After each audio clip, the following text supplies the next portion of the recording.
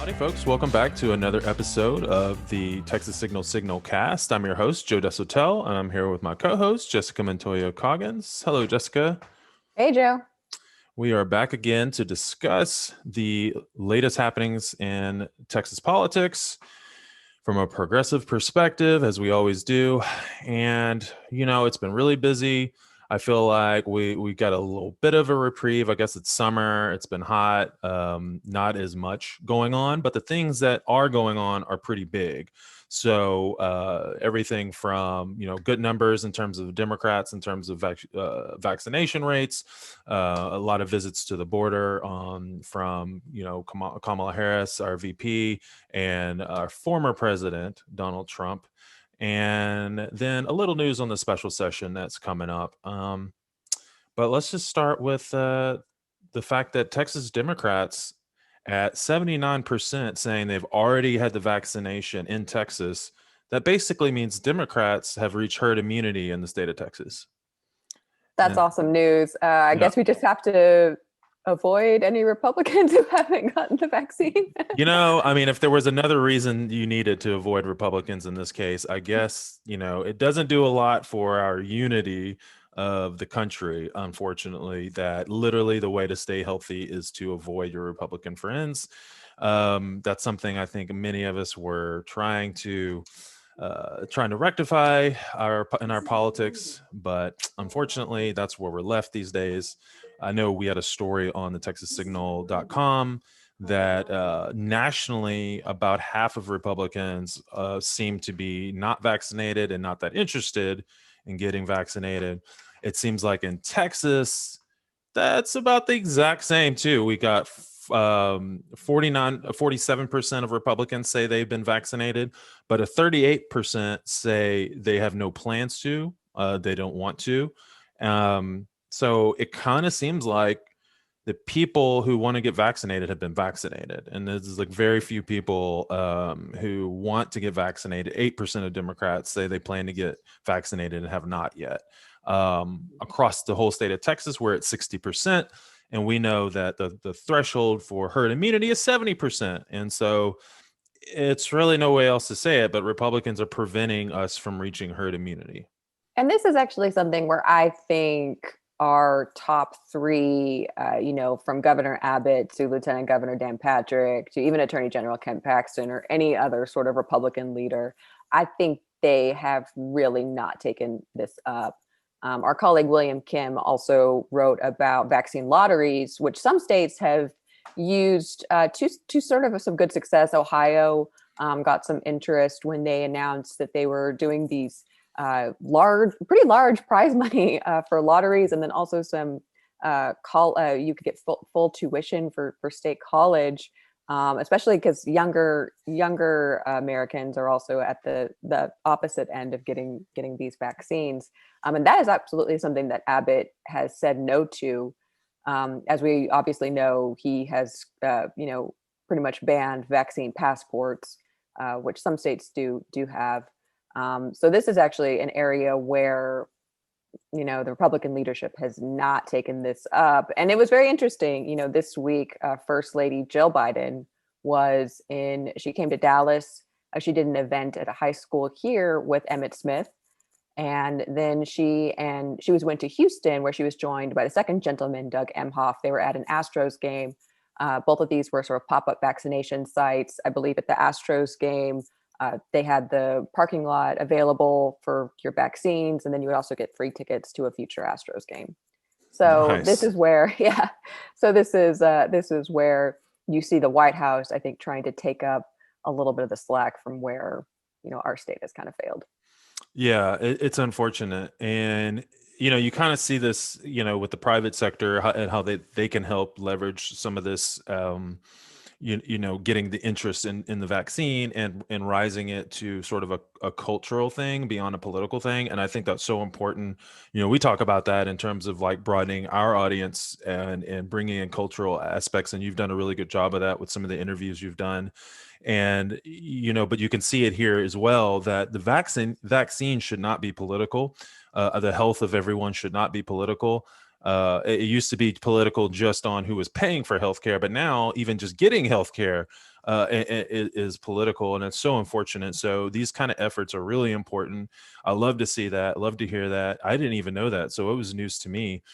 And you look at what's happening on the other side in terms of leveraging the private sector. And I don't know if you've heard this, but as we sort of transition away from talking about the vaccine and what's been going on at the border, which is the other kind of big issue that's happened this week, the Republicans are getting their donors to fund militia groups to come down from, well, it's technically the National Guard, right? From Dakota, South Dakota, to the border, which this is obviously a big political stunt. Ron DeSantis has done the same thing. He's going to send us a whole 50 National Guardsmen, and then so is Kristi Noem. I mean, to me, this is embarrassing. Like if Greg Abbott is calling for help from other governors and they're sending 50 people to come help, I mean, I feel like that is that seems pretty embarrassing to me. I mean, that seems just like such petty small potatoes, and it just shows like he's obviously can't get the job done himself. Well, it's very so. In addition to pretty much declaring Greg Abbott has declared the border a disaster area, and we've reported about they're going to borrow $250 million from a sort of a justice fund as a down payment. First off, for the border wall, and then Abbott announced that we were getting these sort of reinforcements from these other states. The South Dakota announcement raised a lot of alarm bells. This is essentially a billionaire who is funding this. He doesn't even live in South Dakota. He's from Tennessee, but he's giving $1 million to send these South Dakota National Guards people to Texas. Again, it is just 50, but it is just really weird. I actually looked back. I don't remember. Do you remember the Jade Helm?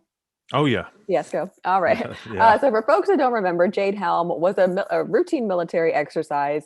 It was going to be done in the Southwest, parts of Texas, Utah, California, essentially places where it's very hot. And I think that was a part of the training for the military.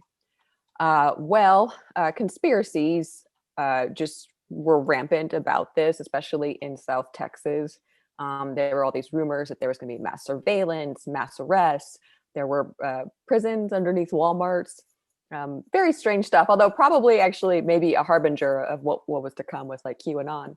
But Abbott actually kind of leaned into this. Now, he never actually deployed troops. However, he did ask them to monitor the situation that was going on at the military base. I mean, and I went, yeah. I went back and looked at his letter about this, and it was basically saying, we have to protect the civil liberties of Texans. And this is, we don't want any sort of, outside forces encroaching. And I'm just kind of like now thinking, well, now we're going to have these members from the South Dakota National Guard funded by some right-wing billionaire who's just coming into our state. We don't really know what they're doing. This I'm not sure if the Abbott of now would recognize the Abbott from 2015 and vice versa. Yeah, not at all. I mean, and it's really seems like a mercenary, crew. When you privately fund a military, I mean, this is not something that you think of in the United States, right? I mean, every time the Republicans harp on the Second Amendment, they're talking about, and they say themselves, individual rights. Your individual right to own a firearm to protect yourself and your family is different than a rich person being able to hire people who are armed and trained to go monitor another. You have a state they don't even live in, property they don't even own, and in some cases, we know with the border wall, it's property that's being taken from landowners against their will by the government. So again, yeah, how does that align with the values that they claim to profess about individual liberty, right, property rights? All that is completely thrown out the window in these sort of latest antics that they're performing along the border. Mm-hmm.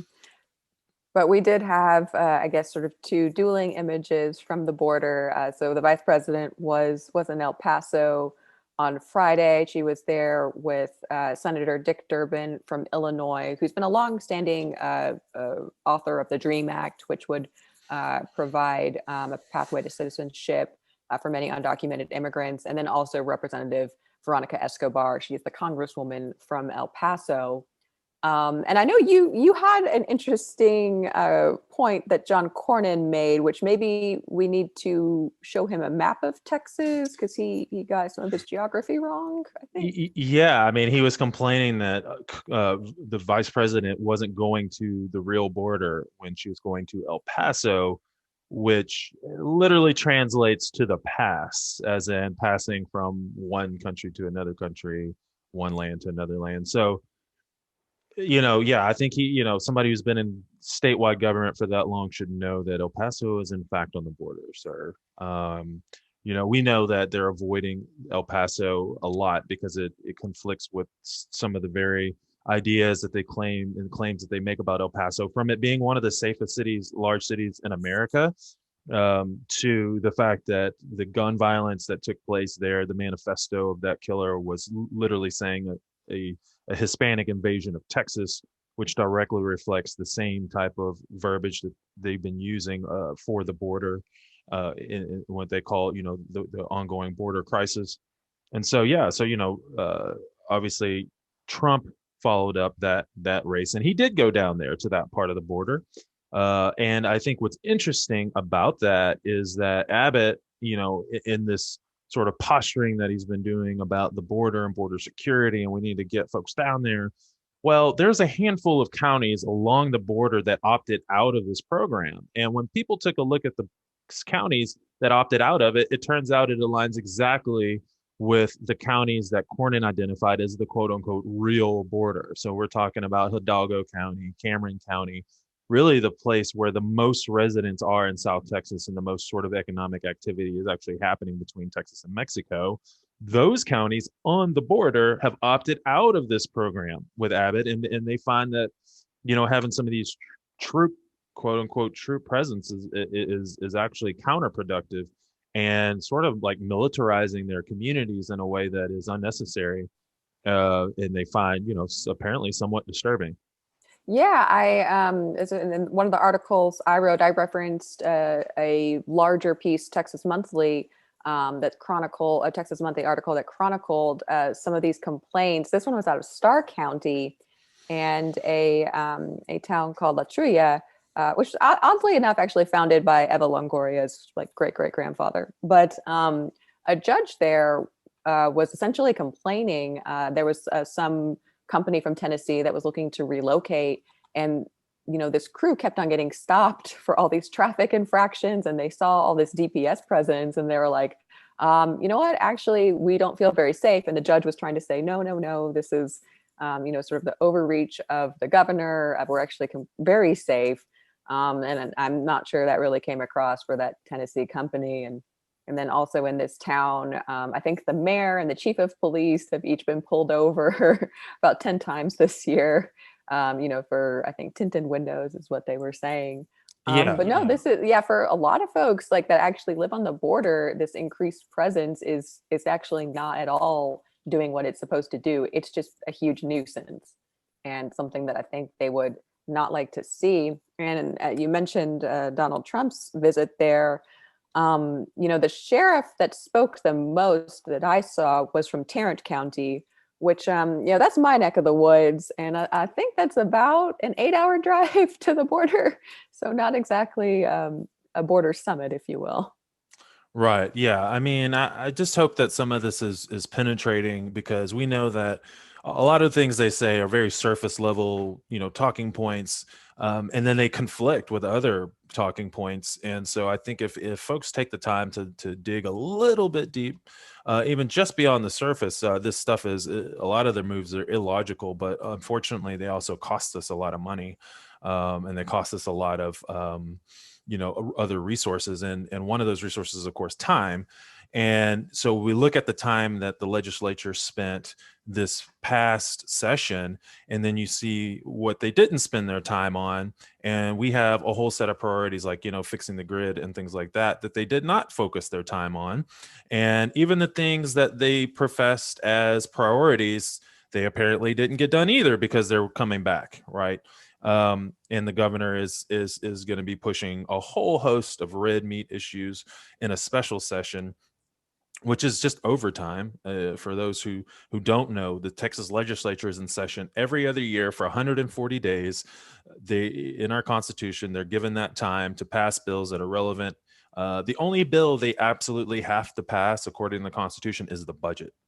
And so they passed the budget, and that is where Abbott, vetoed Article 10, which contains funding for staff. There's been a lot of confusion over, because essentially he lied, that he was defunding the legislators and not giving them their pay, but their pay is in the Constitution. So people need to understand that. And I hate that Democrats, because we're fact-based, have to explain why what the Republicans are doing is either bad or just a lie. But in this case, it's really important that people understand, because when the governor put out the veto, he said no pay for those who walk out on the job, right? The only people that, broke quorum were Democratic legislators whose pay is completely unaffected. The staff of both Democrat and Republicans are going to be affected. And we're actually going to do another podcast next week with a staff member, a chief of staff for a legislator who wants to talk a little bit about what this is like from a staff perspective, and sort of their concerns. Because a lot of these people, they're underpaid, they're overworked. It's a job where you're almost told, like, hey, like, this is great experience. And there's very few who get to have long-term careers where they're paid their worth in money and not experience. And so adding insult to injury by docking their pay or taking it away completely, or even threatening to, is awful way to govern. So It's awful too. And there's also a lot of impact for the US Capitol staff. I mean, you have custodial workers, janitorial workers, cafeteria workers, lawns folks, and then also people who do a lot of the reference keeping for the Capitol. I know that's your background right now, and it's in an extraordinary building, and one that has a lot of people that's their living, and that's where, as you say, like this is hugely impactful in a horrible way for a lot of folks.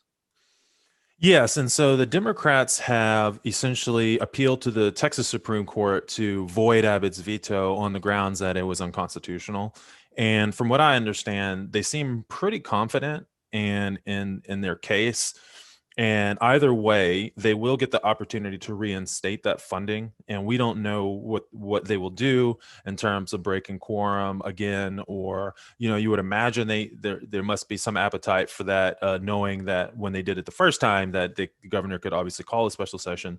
And I feel like there's so much energy, excitement, and attention now on this issue here in Texas, that they're going to get the support that they need. And it's really up to all of us to continue to support those legislators who are standing up for your right to vote, standing up for their constituents, and really all Texans, because the things they're trying to implement will affect all Texans at some level.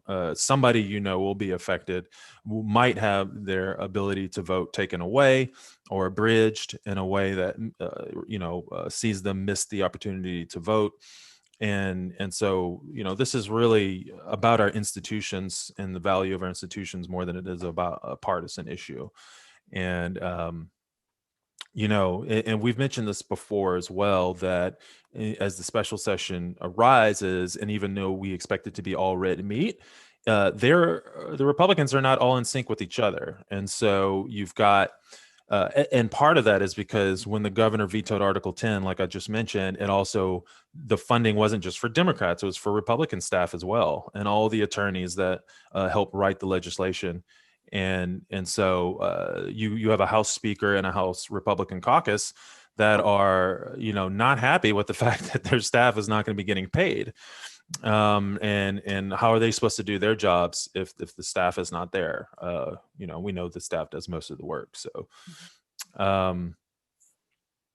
so I think that it is going to be at a high level framed of Democrats versus Republicans, but there's a lot kind of going under the surface of Republicans sort of challenging Republicans, and we know too that some of the bills that they're kind of trying to bring back, even though they were basically red meat Republican primary voter issues, Republicans have full control of the government, and if they really wanted to pass all of this stuff, they could have, and they really agreed on it, they could have passed it much earlier, and Democrats wouldn't have had the opportunity to sort of run out the clock. One thing that I learned, and you probably already knew this, but apparently for this special session, you only need a 24-hour notice if you're going to put something up on a docket. So if the testimony is lined up.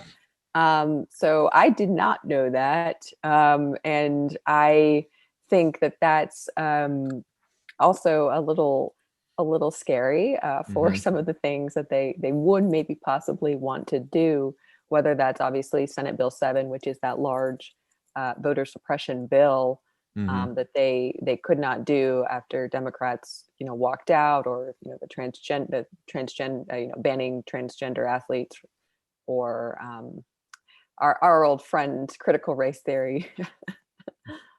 Yeah, and that's one we wanted to mention as well. We just did a story on critical race theory on TexasSignal.com, just published today, Thursday, about the Republican, well, let's say very conservative think tank called the Texas Public Policy Foundation. We briefly mentioned one of their leaders a while in our last podcast, but folks should know that these folks are the ones that they're out there talking to the grassroots. They're out there doing polling. They're out there doing message testing. And when something bubbles up on their radar and they start talking about it, you can almost guarantee that the next session, this is going to be the priority. These are going to be the talking points that Republicans are starting to spew out there. And you're going to see things in the Republican, the party platform start to appear. And so they got dragged through the internet for this one. Essentially, they came up with a list, and you could say they're sort of workshopping this a little bit and didn't go over so well. But the idea here was to tell parents, hey, if you hear your kids talking about any of these long laundry list of issues, understand that this is critical race theory. And so they're trying to broaden the definition of critical race theory to include anything that talks about racial disparities or diversity or inclusion or, Yeah, I've got a part of the list. So the graphic was essentially how to identify critical race theory in the classroom. So I guess these are the phrases or words that it reminds me of those like law commercials, like, if your family has been impacted by asbestos, call us. But so if you hear the following, you should be very worried. Cultural, multicultural, social justice, colonialism, ally, identity, normative. Which so a lot of people have actually pointed out, like, colonial. How would you teach the Revolutionary War? Yeah, I mean, we literally call them the colonies. So yeah, how do you teach this stuff?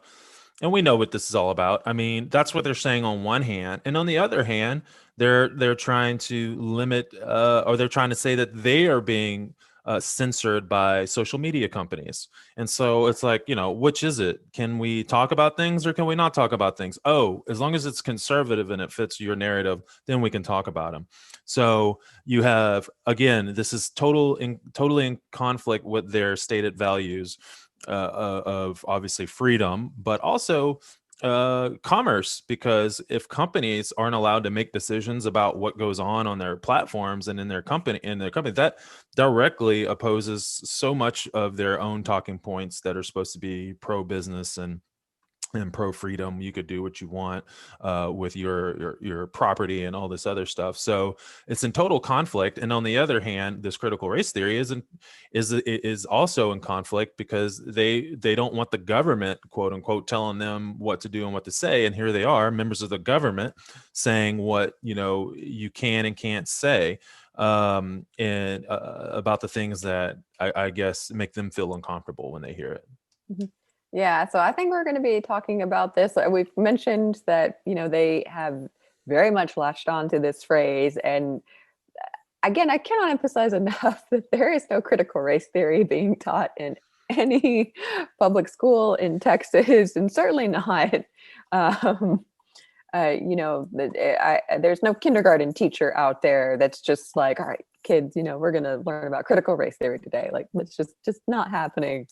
But they have found this sort of catch-all phrase. It kind of reminds me a little bit of in the 90s. Some of our listeners might be a little young to remember the political correctness craze that sort of took over. But it was also one that I think was waged very successfully by conservatives, and it ended up ultimately really impacting a lot of public universities, a lot of professors. You're actually kind of seeing that now with some of the great authors of the 1619 Project. But they when they know how to do something, they will execute it, and it will. And I think you're kind of seeing that now. Yeah, and they're so good with staying on message once they figure out what that message is.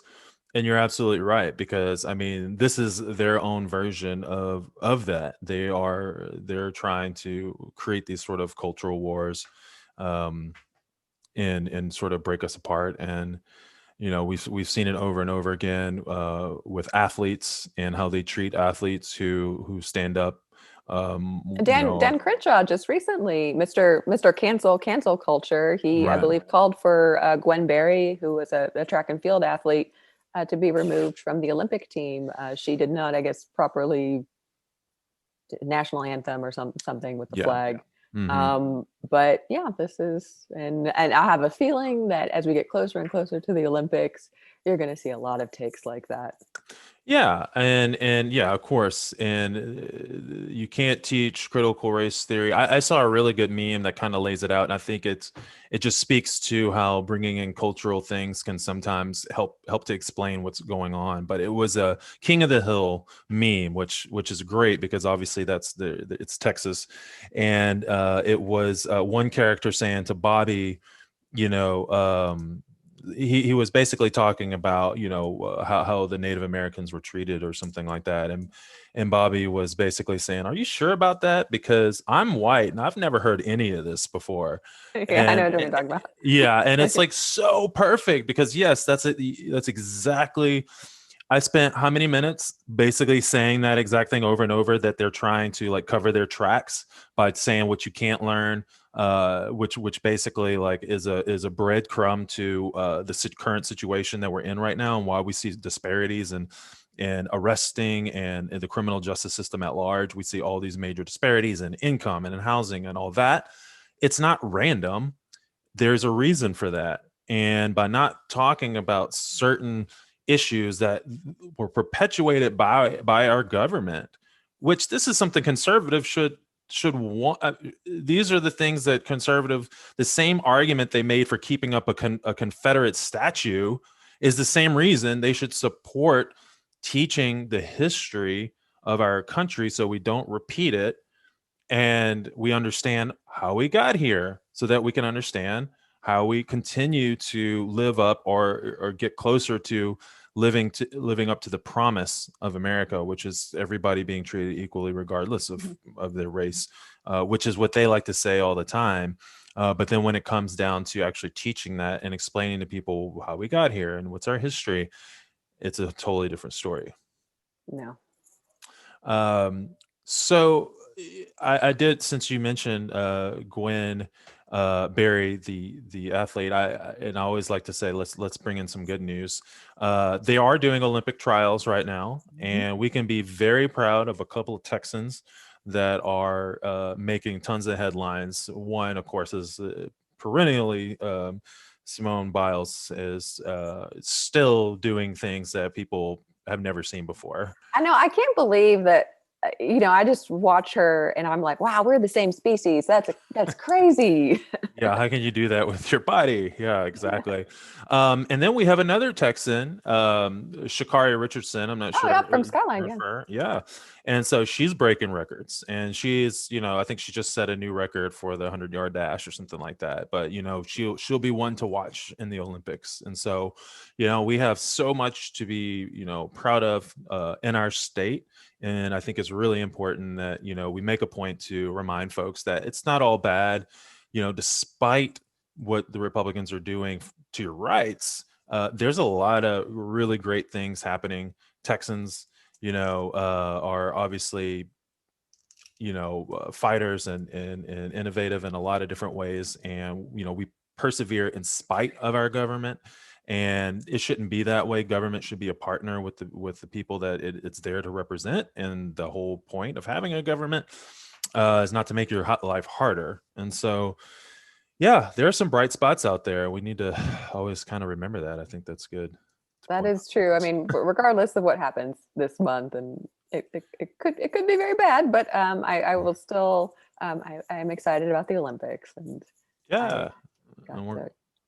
yeah, and Texas is going to have some great representation there. So, Absolutely. um, yeah, and so I would like to see us try to find ways to bring in some of those folks to talk to them, even if it's not an overtly political conversation. Just understanding like their experience and Yeah, how they feel representing Texas to the world, not just yeah. America. Well, I'd be interested. I mean, just a little off the Olympics track, but the recent and NCAA changes for college athletes, that's a whole other issue Hmm. that we could certainly talk with a lot of folks about that. And so yes, I think actually our sports coverage has we've had a couple of things there, and I think that is an area where we can definitely increase.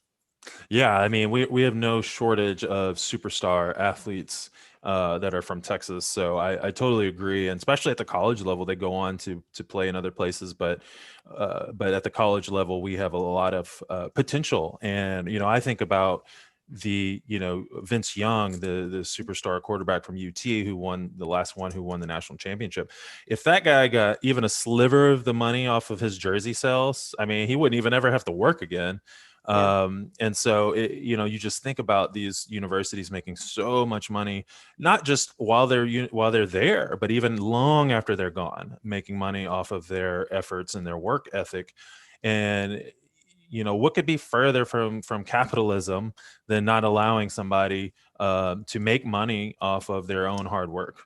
And Absolutely. so, yeah, and so it's just another uh, cultural opportunity to kind of connect the work that we're doing and trying to fix in this state, so that people can maximize their own skill set and Yeah. and you know. I mean, there's some discussion that maybe it's possible that there could be a company that sort of reissues some of those jerseys from colleges with those athletes or stuff like that. Yeah, the Because you're right, licensing stuff. Yeah. right. Mhm.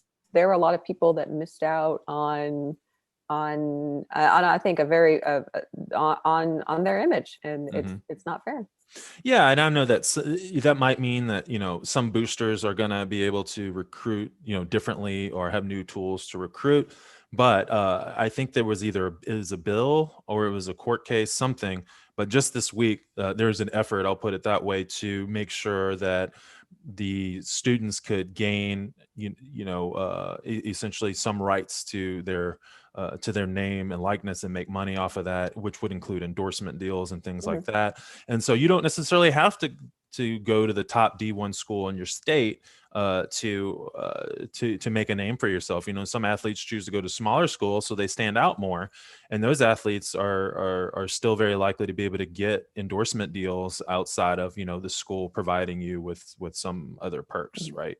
Mhm. And so that's just something that I think we're slowly you know coming to the realization that, yeah, this is, in any other industry, this would be totally illegal to deny people rights to their own name, likeness, and things like that, and make money off of it. So definitely progress, and it's good to see. It's really good to see that. So um yeah, so I think that about covers it for this week. Yes. So we'll be monitoring that special session. We'll see if there's any announcements around that or what comes from that, and we'll be there tracking it all. Absolutely. So the special session kicks off next Thursday on the 8th. It'll be the first day. They usually will clock in around noon to start the session. Usually nothing happens on the first day, but we expect some time between now and then to get an agenda. So we don't even have an agenda. We're speculating when we say it's going to be the SB7 bill and critical race theory, because this is what's kind of being floated out there. So there is a level of expectation. The good news is, I'll say that Democrats can propose their own bills. And so if they say we're going to, the special session call says something about voter integrity, because that's the phrase they've been using, we can write our own voter integrity bills. And we could say, hey, our voter integrity bill includes same-day voter registration, includes online voter registration. It includes, overnight voting at certain locations. And so, my hope is that we come up with some really good bills and we're able to hold Republicans accountable. And if they do end up passing a bill, that we're able to not only water it down, take the worst of it out, but that we're also able to put really good things in there and pressure them. Because as we saw, this stuff is having a huge impact. The attention is having a huge impact. We got Republicans to basically say they have no idea how the ability to overturn an election even got into the bill. We have no idea. We never intended that to happen. Now, they rarely ever backtrack. So the fact that we can do that shows the power of holding these folks accountable, and that it does matter. And to some degree, more than fighting against Republicans, we're fighting against apathy, and we're fighting against people not believing that their voice matters. And a lot of the Republican strategy is to make people believe that, and to say, you know what, it doesn't matter no matter how hard you try. We're going to discount you as a member of the majority. Your voice doesn't matter because we have the levers of government and power, and what we say goes. And so don't believe it. Don't let them silence you, and understand that their efforts to reduce your ability to vote just tells you how important it really is to them.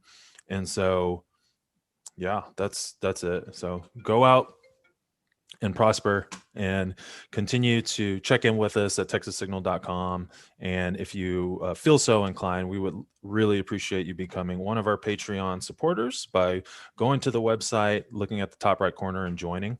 It basically is a sort of like a monthly subscription to make sure that we can continue to do this type of progressive journalism on the site, the podcast, Twitter, Instagram, and everywhere else that we work to hold our government accountable. So I just talked with someone who joined as a Patreon this week, so I was like, nice. yay. Yeah, awesome. Love to hear that. We might have to start doing some of that, like feature, like when the NPR, your name pops up, it's like, oh, it's such and such, when they do those Tote drives. bags. Yeah. Whatever it takes, folks. Like, we want to do this because it's a service, and we believe in it. We believe in Texas. We believe in you, and we know how much better we could be doing as a state if we work together and a government worked on our behalf instead of against us. So thanks for listening as always, and we will talk to you next time. Bye, guys.